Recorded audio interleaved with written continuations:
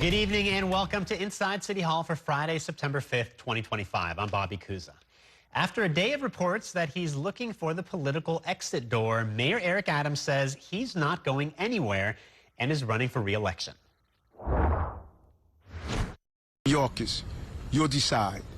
Do you want a working class mayor that's like you, one who struggled like you, one who lived in poverty like you, one who wondered where your next meal will come from like you? Or do you want two individuals who had it all and decided that the elitists would run the city and not a working class mayor? That's the decision. Addressing reporters outside Gracie Mansion late this afternoon, the mayor dismissed the New York One report that he's planning on going to Washington, D.C. next week to speak with aides to President Trump about a possible job in the administration. The New York Times has also reported that Trump aides are considering offering Adams the ambassadorship to Saudi Arabia if he drops his re-election bid. Later tonight, I'll be joined here in studio by Todd Shapiro, the spokesman for Eric Adams' re-election campaign. But first, we've got team coverage for you tonight. Kelly Mena is standing by outside Gracie Mansion. And we begin with our Bernadette Hogan with the latest on tonight's top story. Good evening, Bernadette. Good evening, Bobby. And although the mayor did address reporters, he didn't take any questions about the very fine details of, say, the meeting earlier this week that he had in Florida with Steve Witkoff, an ambassador for the Trump administration, or an envoy, rather, to the Middle East. Adams also did not discuss his future plans, although what he did say is that he's not dropping out of the race right now. I am in this race, and I'm the only one that can beat Mamdani. A defiant Mayor Eric Adams Friday evening responding to reports that he's angling for an early exit from the mayoral election with assistance from President Donald Trump. This polo shirt that I'm wearing that says Eric Adams, Mayor of the City of New York, I'm going to wear that for another 4 years. The comments follow a New York Times report that Trump aides are considering offering Adams the ambassadorship to Saudi Arabia in return for him dropping his re-election campaign. A source close to Adams told New York One that the mayor himself was slated to meet with aides to the president next week in Washington, D.C. Adams denying the meeting. There's a lot of reports that I'm in Washington on Monday. Those reports are wrong. I'm not. I'll be moving throughout this city in the 5 boroughs that made me mayor in the first place. I'm running for re-election. Separately, Trump held a press conference in the Oval Office where he was asked about whether he asked Adams to bow out. He's free to do what he wants. It would seem to me that if he stays in, if you have more than one candidate running against him, it can't be one. If you have one candidate, if he's the right candidate, I would say that Cuomo might have a chance of winning if it was a one-on-one. If it's not one-on-one, it's going to be a hard race. Trump also denied personally offering Adams an ambassadorship. No, I didn't do that. No, I wouldn't do that. It's nothing wrong with doing it, but I didn't do that. Andrew Cuomo declined to comment through a campaign spokeswoman. But Zohran Mamdani told New York One in a statement, through the collusion and corruption of the past few months, our relentless focus on the affordability crisis created by Andrew Cuomo and inflamed by Eric Adams has not wavered. In November, we're going to deliver a city working New Yorkers can afford and turn the page on the broken, billionaire-backed politics of the past. Earlier, Adams also railed against his opponents, arguing his working-class background sets him apart. One who lived in poverty like you. One who wondered where your next meal will come from like you. Or do you want two individuals who had it all and decided that the elitists would run the city and not a working class mayor? Adams also accused Cuomo of being, quote, a snake and a liar, also arguing that the former governor has actively worked against black candidates, referring to his failed primary run against Carl McCall in the race for governor in 2002. Andrew has had a career of pushing black candidates out of races. You've heard me say it over again. Carl McCall, Charlie King. And meanwhile, the president may be in New York twice next week, Bobby, possibly on Sunday for the U.S. Open and then also on Thursday for the 9/11 memorial ceremonies as well as the Yankees game. Right. I mean, Mayor Adams today, he was adamant that he's running, he's staying in the race. But then he also leaves some wiggle room, right? He said he's not going to Washington on Monday, but that doesn't preclude the possibility that he could meet with Trump or Trump aides at some point on another day besides Monday, right? Right. I never heard Monday. I never put a date on it. It was always, look, there's a tentative meeting that is set to happen next week between Adams, his top former aide, Frank Carone, and some people affiliated with the Trump administration. You know, the mayor adamantly said, listen, I have no plans to go to Washington, D.C. on Monday. But again, like, what happens if the mayor ends up going later in the week or if he waits a couple of weeks? But one thing is certain, the mayor definitely got upset with the reports, and this was his opportunity to respond. He's done this in the past, Bobby, with you know, the recent indictments of his former aides. He called a press conference to respond to those allegations, but right now there's still a bunch of questions because Adams didn't take any Q&A from reporters. Right. And our Kelly Mena was at that event earlier tonight at Gracie Mansion. She's standing by with a report of her own. Good evening, Kelly. What's the latest? Hey, Bobby. Well, the latest is the mayor is not leaving the race for now. We'll have to see if that changes in the coming days or even weeks. There's still many weeks to go until the November election day. Anything could happen. We've already seen some twists and turns since the beginning of the year. It was also interesting that the mayor called this press conference. He provided very little details other than a one-liner saying simply that it was about the future of his campaign. Many of the reporters that came here got here quickly, only got about an hour notice about this happening earlier today here at Gracie Mansion. Many of us that were here were speculating about what it could possibly be. Many people thought it could go either a 50-50 way, whether he would stay in the race or bow out, especially amid the speculation and reporting that the Trump administration is discussing possible job offers for him should he drop out of the race and leave it a one-on-one competition between Andrew Cuomo and Zohran Mamdani, the Democratic nominee.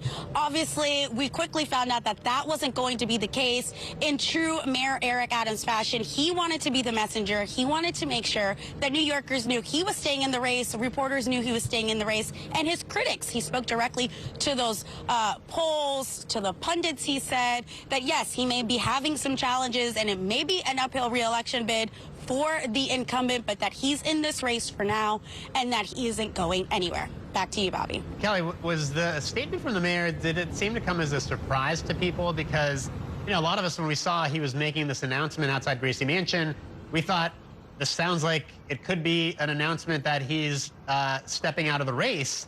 But instead, it was quite the opposite. I mean, it was a very forceful statement that he's not going anywhere. I mean, I think for some people it might have been a surprise.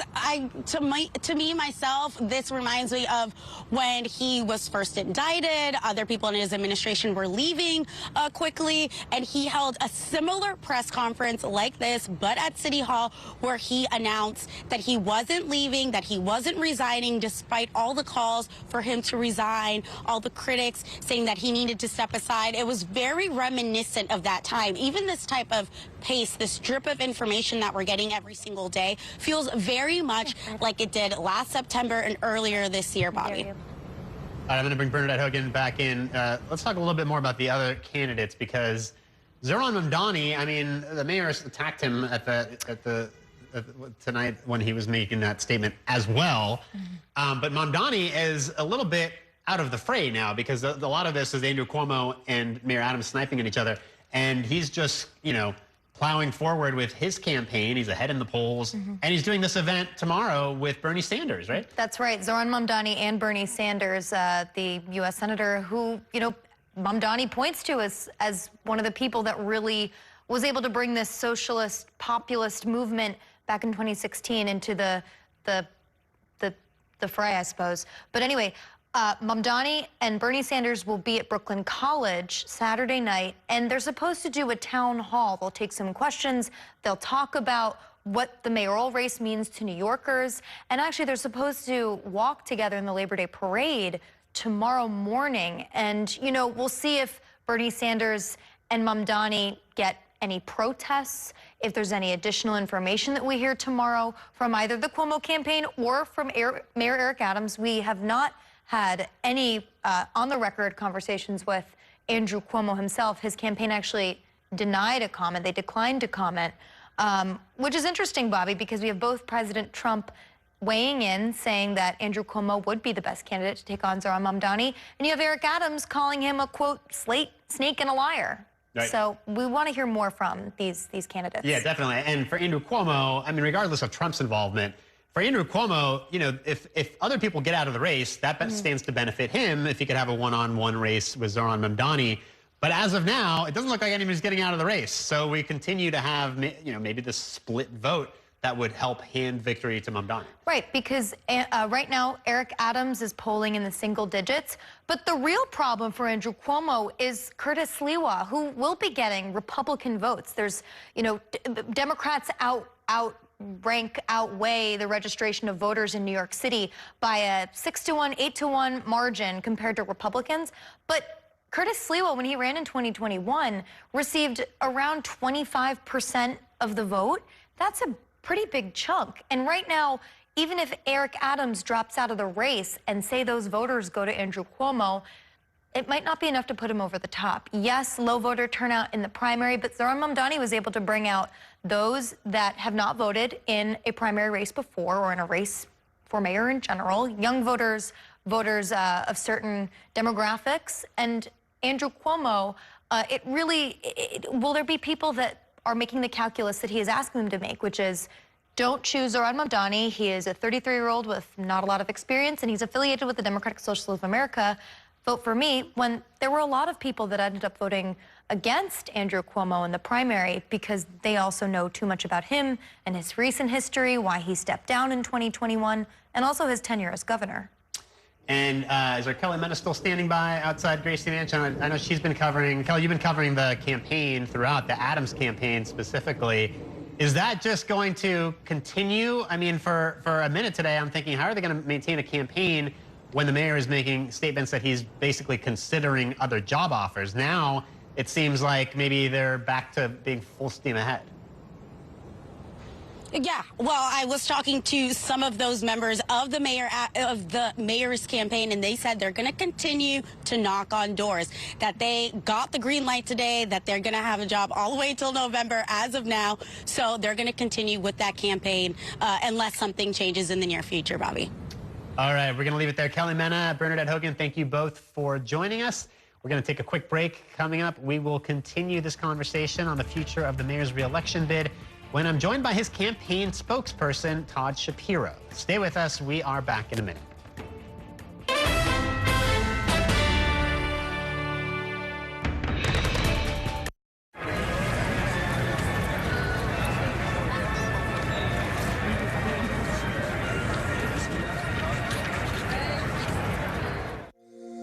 Every day tells a new story. At Mornings on One, we're dedicated to bringing you the stories that matter most to start your day with in-depth coverage of the day's developing news. I'm Pat Kernan. Here are the stories we're following this morning. And weather updates every 10 minutes. Some morning sunshine possible, clouds take over. It's our responsibility to get you the information you need before you head out the door. Mornings on One, weekdays starting at 6 on the Spectrum News app. Free for Spectrum customers. You want to wiggle the hips a little bit.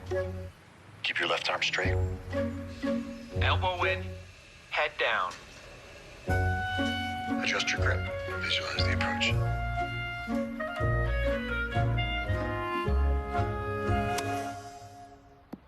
That was good. Next time we'll go out on a real course.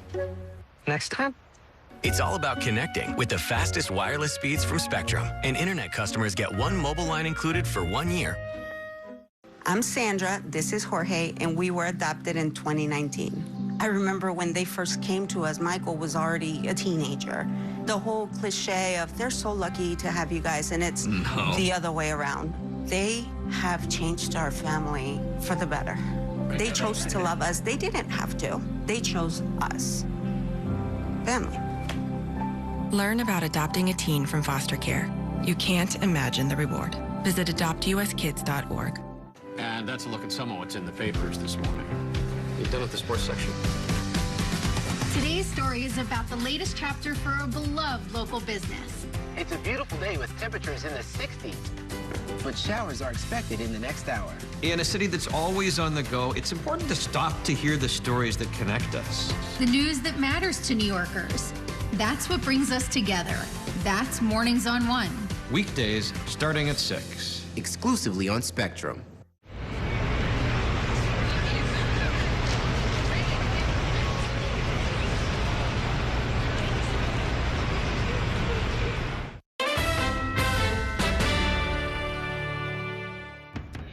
Welcome back to Inside City Hall, where we are turning back to tonight's top story. We heard directly from Mayor Adams earlier, dispelling reports that he's bowing out of the race for mayor in exchange for a job with the Trump administration.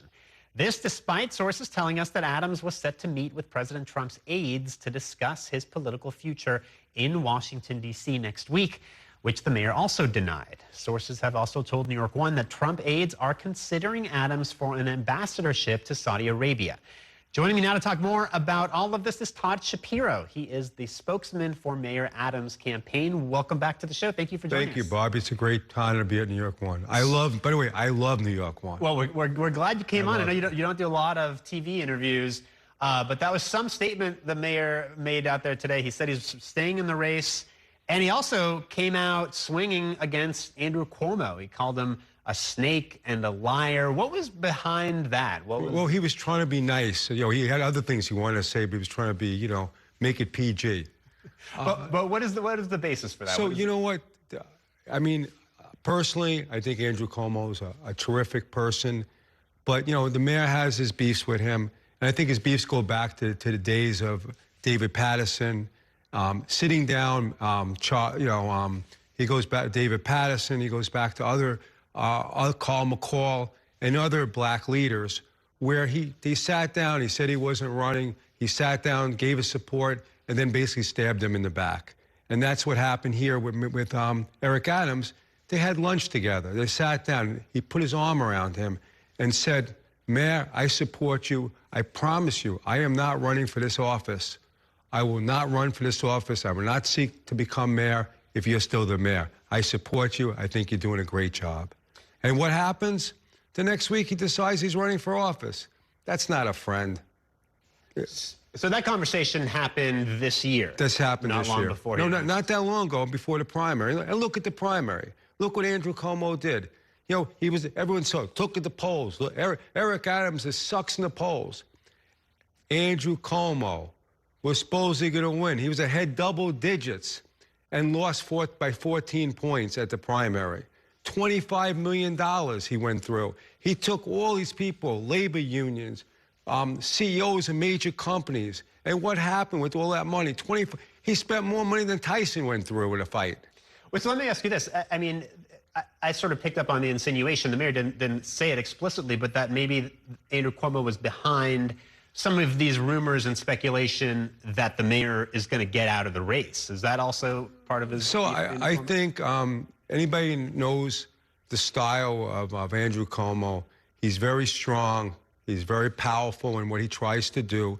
He tries to do devious things in different ways to try to throw darts at people. It's not about, you know, let the best man win. You know, let's do the best we can. Let's sit down. We'll have a clean race. It doesn't work like that. And in this case, I think, you know, what's everyone's not even talking about, what's happened was, you know, Andrew Cuomo, every friend he had, calling the White House, calling different places to try to take the mayor out of the race.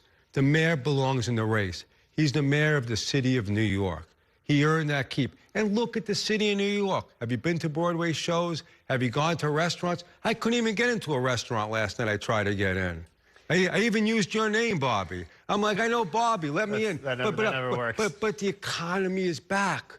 Everything is back. Since COVID, people are scared to go in the streets. Nobody went in the subway. Look at the economy now. It's booming. New York City is back. Why? Eric Adams. But, you know, the mayor has made statements just in the past few days, and there was a statement that the campaign put out today where he said, I will always listen if called to serve our country, which makes it sound like he's leaving the door open to maybe taking, you know, maybe accepting a job offer from the Trump administration or from somebody else. And then tonight, when he spoke at Gracie Mansion, he was very unequivocal that he's staying in the race. So is the door completely closed now, or is he open to some kind of job offer?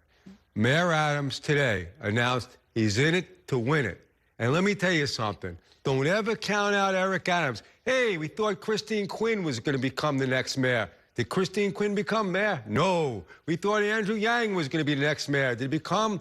No. We thought Anthony Weiner was going to be, but he did his own thing on that one. But look what happened. All the people, you never, ever could look at New York City politics and get it right. They're always wrong. No matter what. It's chaos. So let me ask you about all this reporting that's been out there this week about the ambassadorship possibly being offered to Eric Adams and the meeting in Florida. He went down to Florida earlier this week and apparently met with Steve Witkoff and some other aides to President Trump. I mean, set the record straight for us, because I haven't really been clear on what the mayor has and hasn't denied. What were the discussions in Florida? Number one, I wasn't part of the discussions. I'm sitting here working, trying to be a good spokesperson. Or at least I'm trying to be a good spokesperson. Listen, the mayor went down to Florida.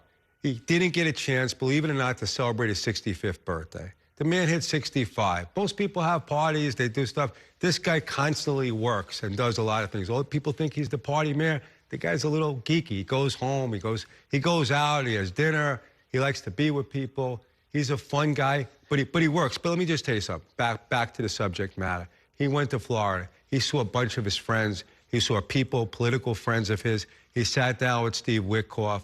But no way did he accept any job offer. No way is he, packing his bags. You saw today, he had a press conference. What did he say at the press conference today? I'm staying in. I'm running for mayor. And, we said a few choice things about, Governor Cuomo. We said some things about Zohan. But you know what? If you look at him, it was one of the best speeches of his life. So you say he certainly didn't accept any offers in Florida, but was there discussion? Well, listen to me. Everybody's jobs? been offering. He's the mayor of the greatest city in the world. You know what I mean? There's been mayors that have gone on and did. Look at Giuliani. At Giuliani partners. He was representing governments all over the world. He was representing police departments. Yeah. You know what? Let me just say, people have been asking Mayor Adams, offering him different jobs, saying different things. He's done a great job. Look what he's done for New York City. Look at the economy. You think people don't want to bring a guy like that over there to represent their company or run their police force or take them on or bring them in or bring them into the White House? White House could use a person like whether it be Republican, whether it be Democrat. He gets offers all the time. But at the end of the day, he's the mayor of New York City. He's not leaving as mayor of New York City, and he's running for re-election. Well, I mean, no doubt he can get job offers, but I mean, just to set the record straight, what were there discussions about an ambassadorship to Saudi Arabia? You know what? I read the newspaper. I open the newspaper. I read it for the first time. And that's the God's honest truth. I read it for the first time. I'm sure newspapers never lie. Yeah, right. What about the meeting? The mayor today said he's not meeting with Trump officials in Washington on Monday. Is there any plan to meet with Trump officials next week? Right now, the mayor has no plans to go to Washington. It's not on his schedule, but understand one thing. He goes to Washington. He'll meet with Hakeem Jeffries. He'll meet with Senator Schumer's staff. He'll meet with different things. He has the city of New York he has to worry about. And honestly, he has to deal with a Republican president, a Democrat president. He got to make sure that he brings bacon in for the city of New York so people could live a certain lifestyle, so poor people could get the necessities and things that they need. He's on a mission for one reason, for the Big Apple, for New York City. He believes in New York City. He loves New York City, and he works his hardest to make New York City thrive. And the campaign now, because earlier today when I saw the campaign statement that, he'll always listen if called to serve his country, I was thinking to myself, it's going to be hard to run a campaign if you're telling people, well, I'm leaving the door open to other possibilities. I mean, is the campaign going to keep going full speed ahead? I can tell you one thing. The campaign got good speechwriters. I'll leave it like that. I mean, honestly, when I saw what was said in the statement, I thought I was joining the Marines. But you know what? Be honest with you, it wasn't a call for action. It wasn't a government service. The man is staying on. He's becoming the mayor of New York City, which he is now. He wants to win re-election. He win re-election. Why? New York is thriving. The economy is great. Crime is down. And look at the people we got. He got Randy Mastro. Randy Mastro is doing a great job. Look at the police commissioner, Tish. Everyone, crime is down. We're doing record numbers. People love New York City. New York City is back. Oh. Why? Eric Adams. 4 more years. Right. You guys sound convincing. He's very adamant tonight. Look what you have. Bobby, look what you have to deal with, okay? You got one guy wearing a beret and a red outfit with a cape. He looks like he's going to fly around the city, right? You got a guy who brought bail reform, who introduced bail reform to New York City. You got a socialist. Do we really want to put a socialist in New York City? You know, I mean, honestly, look at your choices. Look at your choices. Who do you have to vote for? Eric Adams, a man who brought the economy back, a man who brought crime down, he walks down the street, people hug him, people thank him. He's done things for NYCHA. He's done things for education. He's made New York City better. And you know what? He's going to get elected again. And don't ever, ever rule Eric Adams out. All right. Todd Shapiro, we're going to leave it there. Thank you so much for coming in and joining us today. And thank you. It was a real pleasure. All right. We are going to have to take a break. Coming up, the White House is floating the idea of a federal takeover of the 9/11 Memorial and Museum, but local leaders are pushing back. We will bring you the details in a report straight ahead. Stay with us. We're back in a minute.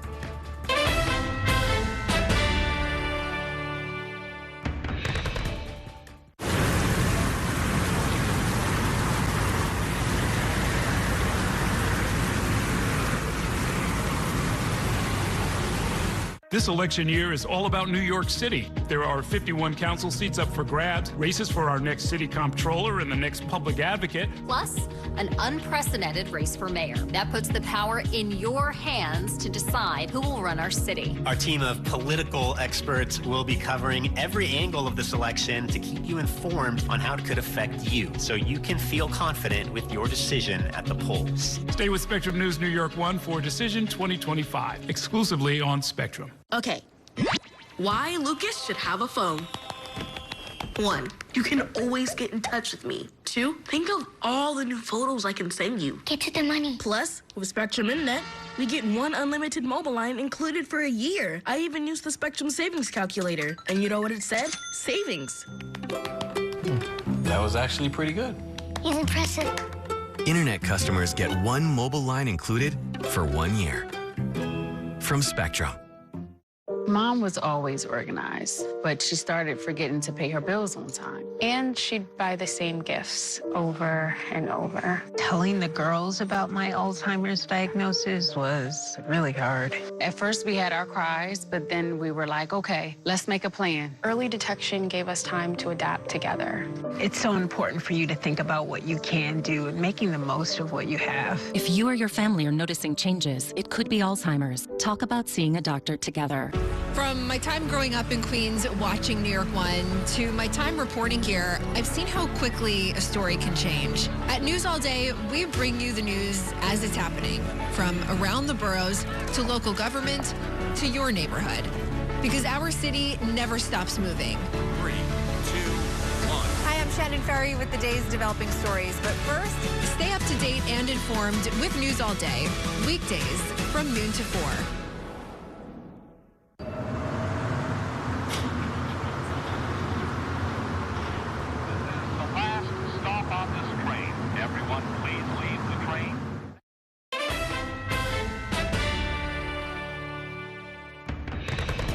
Welcome back to Inside City Hall. The White House confirms to New York 1 it is in preliminary exploratory discussions with the 9/11 Memorial and Museum for a possible federal takeover of the site. It is something the president initially promised on the campaign trail last year. New York 1's Eric Feldman has that story. The 9/11 Memorial and Museum has been open for more than a decade, a place to honor, reflect, and to never forget the terrorist attacks nearly 24 years ago. But now the Trump administration has confirmed it is considering taking the site under federal control. New York 1 asked museum director Beth Hillman Friday morning in an interview if the Trump administration has been in touch. The federal government have been our partners for a long time, and we have officials at our site regularly. We're focused on the family members on 9/11 itself. But later Friday in a statement, she said, at a time when the federal government is working to cut costs, assuming the full operating expenses for the site makes no sense. It's not the first time President Trump has floated this idea. At a campaign rally on Long Island last year, he said this. I will officially make the Ground Zero site at the World Trade Center a national monument, protected and maintained by the United States government, so that hallowed ground and the memory of those who perished there will be preserved for all time. Presidents do have the ability to establish national monuments through the Antiquities Act, which was created by Teddy Roosevelt more than 100 years ago. A museum spokesperson told the New York Times, though, he questioned whether any takeover is legal. And Governor Kathy Hochul said in a statement, the 9/11 memorial belongs to New Yorkers, the families, survivors, and first responders who have carried this legacy for more than 2 decades and ensured we never forget. Some concern has been raised in reporting by other outlets over the years about the museum's finances and its ticket prices. Tickets for most adults over $30. A spokesperson for the museum noted that because there's very little government funding that goes into the museum's budget, the ticket sales does go to funding the museum. And as for the museum's salaries, data from other major nonprofits and museums shows that executive director and high-up positions, the museum's salaries, which are in the 6 figures, are actually quite comparable. Eric Feldman, New York One. It is time for a break. Coming up, we will keep our focus on the race for mayor when I'm joined by 2 top reporters in our Friday Reporters Roundtable. Stay with us. We are back in a minute.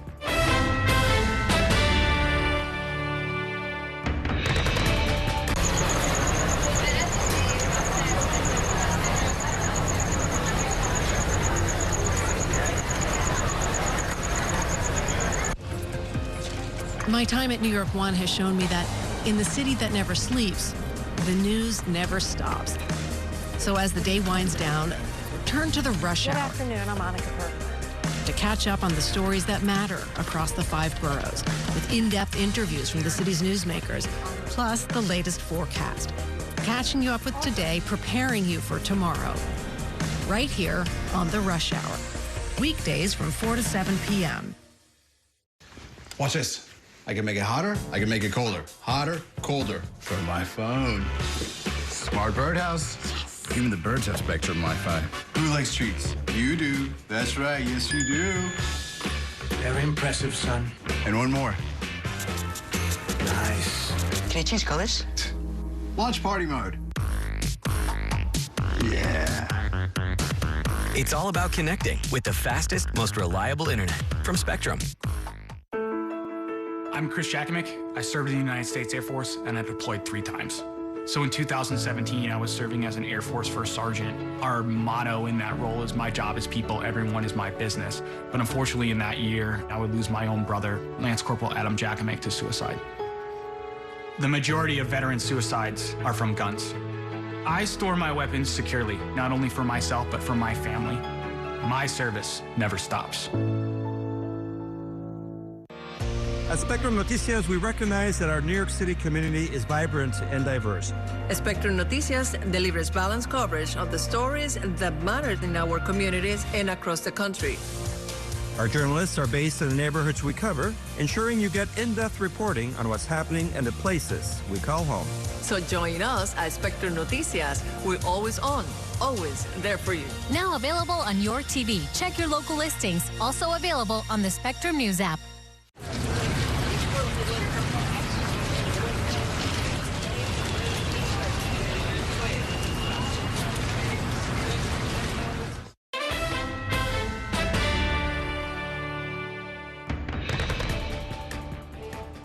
This man is out of his mind. He does not deserve a second term.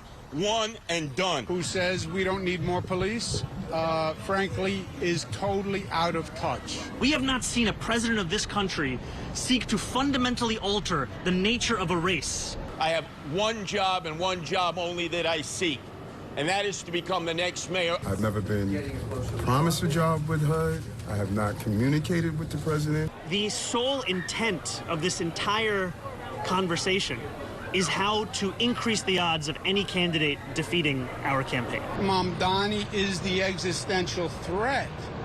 If you believe that, you should defer to the strongest candidate. Eric Adams has abandoned ship.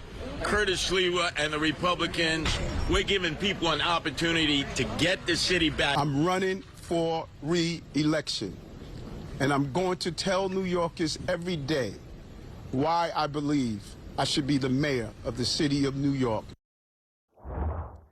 Welcome back to Inside City Hall. That was a look back at some of the week's top stories, including reaction from several of the mayoral candidates to reports that Mayor Adams was getting offers for a job by President Trump's aides. Joining me now to discuss all of this and more are two top journalists in our Friday Reporters Roundtable. Deborah Lee Santos is the editor of the Manhattan Times and the Bronx Free Press, and Chris Sommerfeld covers City Hall for the New York Daily News. So thank you both for being here. Quite a roller coaster this week. I mean, for days, it seemed like it was increasingly likely that Mayor Adams was going to accept some type of job offer from the Trump administration and drop out of the race. Then today, and Chris, you were there at Gracie Mansion for his statement. He didn't take any questions, so it was more of a statement than a press conference. But he was adamant, right? That it was pretty unequivocal that he's staying in this race, right? He was adamant, but I would also try to read in between the lines a little bit about what the mayor is saying there. He has been saying for a very long time that he's going to stay in the race. And if we go back in time a little bit to when Eric Adams was still a candidate in the Democratic primary, he said, I'm staying in the Democratic primary no matter what. And then what happened? He dropped out of the Democratic primary. So why I'm saying to take the mayor's statement with a little bit of a grain of salt is we know there's a lot happening in the background. We know there are conversations between Adams's intermediaries and Trump's intermediaries about a potential position. And after the press conference, actually, Todd Shapiro, the mayor's spokesman, confirmed the reporting by the New York Times that the mayor met with Steve Witkoff, a top Trump advisor in Florida earlier this week, which is a meeting where we know that they talked about a potential job offer. So even though the mayor is saying he's staying in, we know that there's these conversations going on, and they have not been resolved yet. So we're kind of in wait-and-see territory on that. Yeah, I mean, you kind of got to parse the mayor's words, right? I mean, he's denying certain elements of the reporting and not others. He said he's not going to Washington on Monday to meet with Trump aides, but he didn't say anything about any other days. So what do you take away from the mayor's statement? Well, I think there's all the parsing in the world. I think not just with Mayor Adams' remarks this afternoon, but all week, and certainly prior to that, but also from the other candidates. I would argue as well that what you heard from Adams in a way that was absolutely unequivocal and didn't need very much parsing was his anger. I thought the defiant tone that he struck was not simply a political conversation for him. I thought that he was essentially angry about being sidelined in his own race. I think the idea has long challenged him and haunted him that he's essentially a part of a piece, a larger chess strategy, or maybe even checkers at this point, where the president can essentially do with him what he wants to, whatever furthers his own agenda. And I think there was anger on the part of Adams on a personal and professional level. And I think also you saw that he spoke to that with the casual references to Kendrick Lamar, to Kamala Harris, hearkening back to her, "We will not go back." But I think it was also a note to his supporters, chief among them the former governor David Paterson and others, faith leaders, anti-gun violence leaders as well, to say to them, I'm not going to be sidelined here. And even if things shake out where I do end up elsewhere, I certainly want a rhetorical statement of resistance to sound out from my corner of the world. I think he felt essentially, particularly late on a Friday afternoon, you know, sort of screw this, enough with the chatter, some of which he's actually contributed to, of course, but enough with being on the sidelines of my own conversation. I think that was really important for him. And speaking of the anger, honestly, I totally agree with you. In terms of what the news was out of that appearance, the announcement was, I'm staying in. He's said that for months. But he comes up to the podium, and the first thing he says is Andrew Cuomo is a snake and a liar. It was kind of like the reporter's president almost took a breath, like, whoa, where is this going to go? But that anger, it was palpable, and it was definitely notable from the mayor. Yeah, I mean, the anger at Andrew Cuomo seems real, and then it makes you wonder if that also, you know, factors into his calculus here, right? I mean, if he steps away from the race, then that opens it up for Andrew Cuomo. I mean, of course, there's still the question of does Curtis Sliwa stay in the race, but that makes it easier for Andrew Cuomo to win. Sure. And he doesn't want Andrew Cuomo to win this race. Right. So there's a lot of competing egos here. Well, you have Bill Ackman chiming in this afternoon as well, who was one of his chief supporters. You also have this public meeting between Cuomo and Sharpton. I mean, you know, I think what you see if nothing else, if this is not his swan song and it is not necessarily a call to arms, it is a rhetorical statement of resistance that says, I will go down swinging. And I really dislike this man. If he should ever come near this office, I want to be on the record as saying exactly that. He's a snake and a liar. And he obviously has really strong feelings about Mamdani as well. Lastly, I think it was important too that he's again, maybe not a call to arms, but there was definitely that working class conversation that he wanted to bring to the fore. He wanted to make sure that this day did not close out without a reminder to voters, whatever they should decide to do, whomever should be in the race in the future, that in fact he is, at least in his mind, the working class candidate or the working class mayor in a slate where there are no others.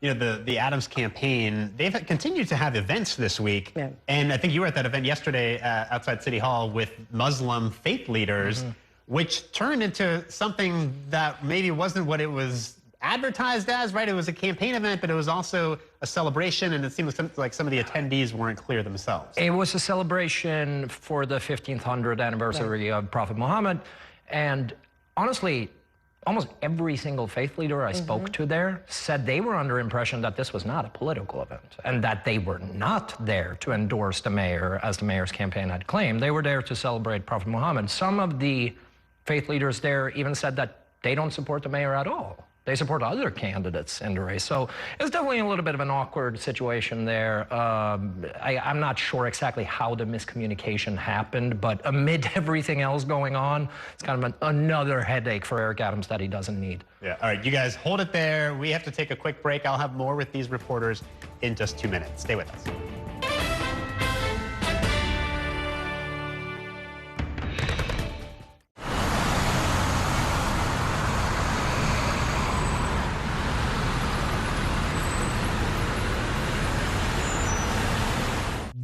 If it's the theater you love, then we've got just the ticket. On Stage is your all-access pass to Broadway, off-Broadway, and the best live entertainment in the city. The interviews and backstage exclusives. All that's made On Stage the go-to source for entertainment for over 20 years. Join us every Saturday and Sunday at 7:30 p.m. for On Stage. Also available on the Spectrum News app. I'll see you at the theater, exclusively on Spectrum. I'm kind of a deal hunter. I like to make sure we got the best deal. We used a Spectrum savings calculator before. I learned that since we're existing Spectrum Internet customers, we get a mobile line for a year. Having a line for a year would be amazing. I looked at you and I said, how is the savings so substantial? Switch and save with one mobile line included with your internet service, backed by the Spectrum commitment to keep you connected. I'm an ex-drug dealer, and I'll be your sub today.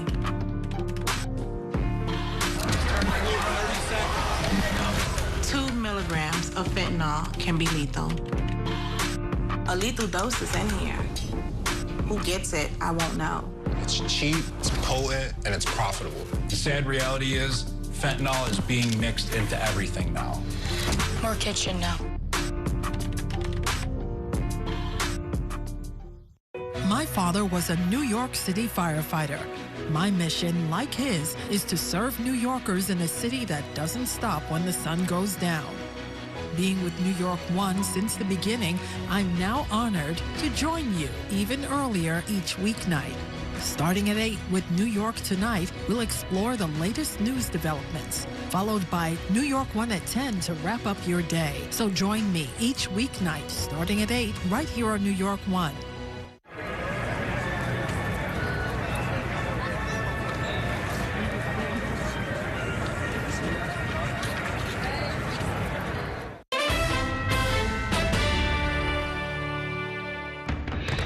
Welcome back to Inside City Hall. I'm once again joined by my Reporters Roundtable, Deborah Lee Santos of the Manhattan Times and the Bronx Free Press, and Chris Sommerfeld of the New York Daily News.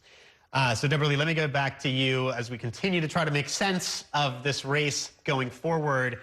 I mean, Donald Trump, it seems, prefers Andrew Cuomo in this race, but that's complicated because that could backfire on Andrew Cuomo if he's seen as being Trump's guy, right? Sure. So there's a lot of dynamics at play. Is this the rom-com New York City did not want for the fall? Is this where sweater weather and pumpkin spice lattes do not come together in some frothy mix of love? So The truth of the matter is that Donald Trump will want to sow, as we noted earlier, confusion and chaos any and everywhere he can. There's nowhere dearer to his heart than New York City. And the opportunity is ripe for him to do just that and to interject himself into the conversation. Whether it's Cuomo or Mamdani is really essentially what foil he believes will be a better one for his brand. The amount of Islamophobia that's been documented, in some of the extreme ranks of the MAGA movement is a perfect preface to exactly what Mamdani would bring for him into the City Hall, the communists in City Hall, et cetera. And Cuomo is someone with whom he sparred in the past, and he probably would relish the return to that, to form. Fundamentally, Donald Trump wants to remain viable, relevant, and important in New York. It's where he made his bones, where he made his name, and he doesn't want to let it go. Right. I think, too, in terms of Cuomo becoming the Trump candidate, becoming the preference for the president, Cuomo is very aware of that, and I think that's why he's been so quiet this week. He's barely commented on anything, and the one time he came out in front of the cameras, he was kind of awkwardly trying to make the case that I don't want Donald Trump in the race. I don't want him weighing in, because he knows that he can't tie himself to Trump too much. It's going to hurt him a lot with a lot of voters that he banks on. Right, and Zohran Mamdani is trying to tie them together at every opportunity, exactly. Right? I mean, that's what he keeps talking about, is that all of these guys, Eric Adams and Donald Trump and Andrew Cuomo, are conspiring against him, right. And that it's, it's an affront to democracy, right? I mean, he makes the argument he is the nominee, he's the duly elected Democratic nominee for mayor, and yet you have these other Democrats who are basically trying to conspire against him to try to defeat him in November. But I mean,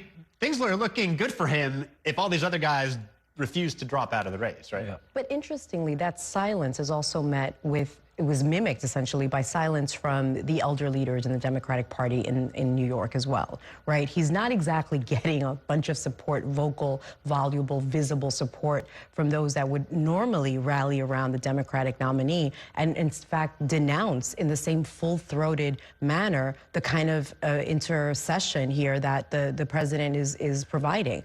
That seems to be muted as well. So as much as Cuomo was sort of sitting this one out and talking more about the debates he wants to lead or host rather in the 5 boroughs, you've got also this sort of vacuum into which it seems that the would-be king and queen makers of New York seem, just unwilling, unable, or uninterested in stepping into. And, frankly, joining with Mamdani to say, this isn't going to fly. This is not what we do here. That's not happening either. I will also say, one thing that gets lost here in the conversation about Trump trying to push Adams out of the race, it's been implied that that would automatically help Andrew Cuomo, but I'm not so sure that that calculation is that automatic. Who's to say that, Eric Adams supporters, when he drops out, if he does, would automatically go to Andrew Cuomo? I'm not confident that that calculation actually plays, and that kind of has gotten lost in this whole talk about pushing Adams out. Not to mention labor. Where's labor on this? I mean, again, exactly. Sidelines, right? This conversation is being had between all these talking heads, and essentially, then what does it matter to endorse? Yeah. What does it matter to, jockey for these kinds of endorsements and get that manpower out there, woman power as well? It just does, it seems to erode more and more over time. And in this race in particular, I think you're seeing those cracks in a system that used to, frankly, bring any one particular individual to the fore and keep them there. That's not happening anymore. Yeah. I mean, Andrew Cuomo had the institutional support, the unions behind him in the primary, and it didn't seem to help him then. But now he has virtually no institutional support. But I mean, what do you think happens now? I mean, for Zohran Mamdani, he's, continuing, I mean, in a sense, he's almost managing to stay above the fray while these other guys are attacking each other. I mean, to some extent. He has this rally this weekend with Bernie Sanders. Yeah. There hasn't been a lot of polling in the race these last few weeks, but I mean, he seems to be sort of the comfortable front runner at this point. He seems to be the comfortable front runner. I do think, though, this has been a trend over the general election where he's had to kind of soften his stance on some issues, police funding, legalizing prostitution. Once this Trump distraction fades away, I very much think that the focus is going to come back to that on, is Zohran Mamdani too extreme for New York City? That's certainly the point that Andrew Cuomo was making before this week all the political oxygen became about Trump. And I think he's going to resume that, about talking about how Mamdani says now that he's not going to defund the police, but he used to say it just 5 years ago. Can you really trust him? So while he's been able to stay above the fray on the Trump talk, I wouldn't completely say that he's, on a glide path to election. Yeah, I mean, that seems to be Cuomo's strategy at this point. I mean, like you said, there's been a lot else going on, but he's trying to paint him as an extremist, legalizing prostitution, jail, decarceration, and calling the police racist. Like, he keeps bringing all this stuff up to paint him as an extremist, and that he's changed his positions, right? So he's some kind of chameleon. I mean, is that gonna work? It didn't seem to work in the primary, but maybe it's different in the general election. I'm not sure that it is. I mean, fundamentally, this is the thing about any of the candidates, and I think, Jerry Nadler probably felt the same way. When you've got that level of history with New Yorkers, people know Andrew Cuomo, and his continued attacks on Mamdani seem to ring a little hollow, in part because he doesn't have quite as long a record, right? And so to some degree, it seems like he's just rhetorically, and to some, some of it is warranted. He's, staked out these positions, and some of them seem a bit extreme for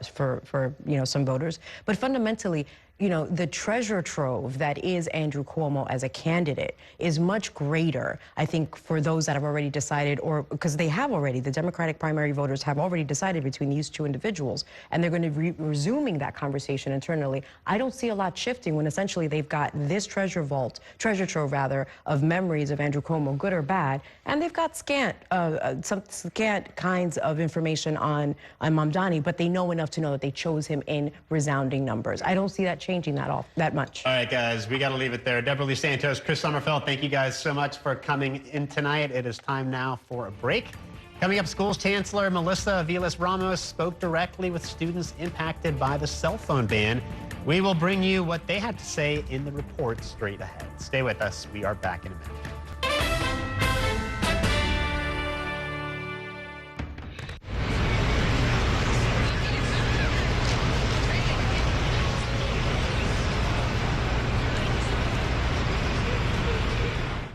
Here's the deal. People need a place to explore national issues that have an impact on their community. To understand those issues better, we're bringing together our team of local political journalists from across the country to break down what's happening. So join us every week to catch up on the key stories making a big difference across the nation and in your local community. Watch The Big Deal with Era Lewis Friday nights at 9 on Spectrum News New York 1. Available on all of your favorite devices exclusively on Spectrum. My name is Gail, and we are in my showroom for Florist Fire Design House. Getting Spectrum set up for my business was extremely smooth. They had it set up within an hour, and I was online and ready to go and run my business. Spectrum helps me stay online. I have to be able to be online at 5 a.m. when the market's open.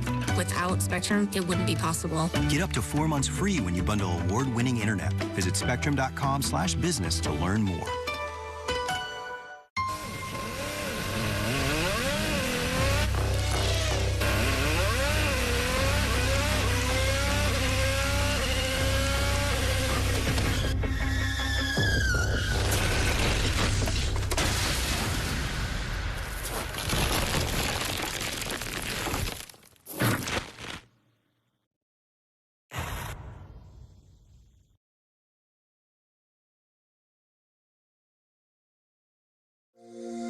Every day tells a new story. At Mornings on One, we're dedicated to bringing you the stories that matter most to start your day. With in-depth coverage of the day's developing news. I'm Pat Kernan. Here are the stories we're following this morning. And weather updates every 10 minutes. Some morning sunshine possible, clouds take over. It's our responsibility to get you the information you need before you head out the door. Mornings on One, weekdays starting at 6 on the Spectrum News app. Free for Spectrum customers.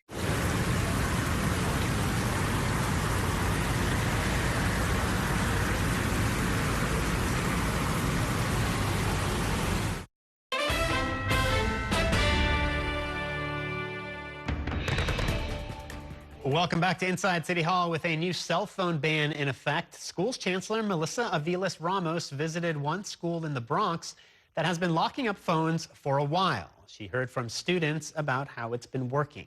New York One education reporter Jillian Jorgensen was there and filed this report in tonight's final story. A statewide ban on smartphones during the school day made big news this year. But for some schools, restricting access to cell phones is nothing new. That includes New Pathways Academy, a middle school in the Bronx, which was using Yonder pouches before the law took effect. It just feels a little weird to know my phone is in my bag, but it's in this little protective cage. You can't use it, right? Yeah, I can't use it. The pouches use a magnetic lock to make it impossible for kids to access their phones, though some of them still try. They smack it on the floor or any hard surface. Kids will be kids. And on Friday, Schools Chancellor Melissa Aviles Ramos heard from them about their feelings on the cell phone ban, which were largely positive. Students recalled incidents of bullying using phones at prior schools they had attended. Especially in my last school, people would go into the bathrooms and they would just go on their phone, make a TikTok, and then they would just make these hate fan pages about all these girls or all these kids that they didn't like. So I guess that's one of the best parts of the phone ban and the Yonder pouch. And they said it was easier to concentrate. When I'm doing a test, my phone's away and I could concentrate. It gives you time to focus on your education and not engage with a lot of social media. Students told the chancellor and other top education department officials they liked being able to hold on to their own phone using the pouch, rather than turning it over to the school and worrying it could be damaged. When it's with me, I don't have that feeling that my phone is going to get taken away, something's going to happen to it. This isn't about censoring young people. This isn't about adults saying, we know what's best for you. We heard from young people just like you who said, we're too addicted to these phones. And so are you guys, adults. We need to do something about it. And so just hearing from all of you is really, really helpful, including how we can make sure that schools have the support they need to restrict the cell phones, right? We don't want anybody's phones to be broken or anything like that. The Yonder pouch isn't the only method for complying with the state law. Schools have the option to choose how to store cell phones during the day. And other options include collecting them at the start of the day using a drop box or a storage bin, or collecting them in the classroom. In the Bronx, Jillian Jorgensen, New York 1. That is going to do it for tonight's show. Stay tuned for another episode of our weekly national political show, The Big Deal with Errol Lewis, at 9 o'clock. Thanks for watching, everybody, and have a great weekend. We will see you the next time on Inside City Hall.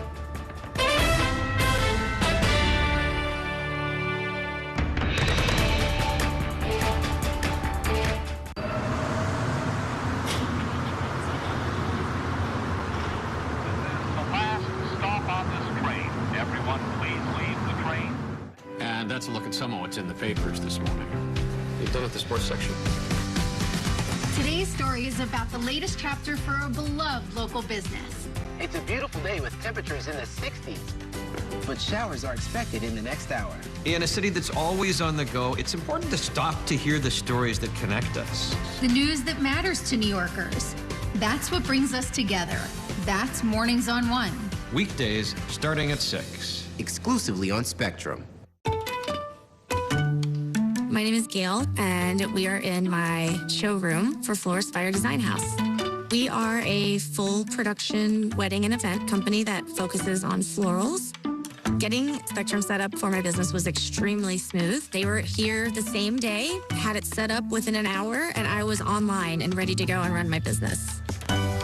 I have to be able to be online at 5 a.m. when the market's open. And if I'm contacting a merchant via email or placing an order online, without Spectrum, it wouldn't be possible. One more row. Spectrum is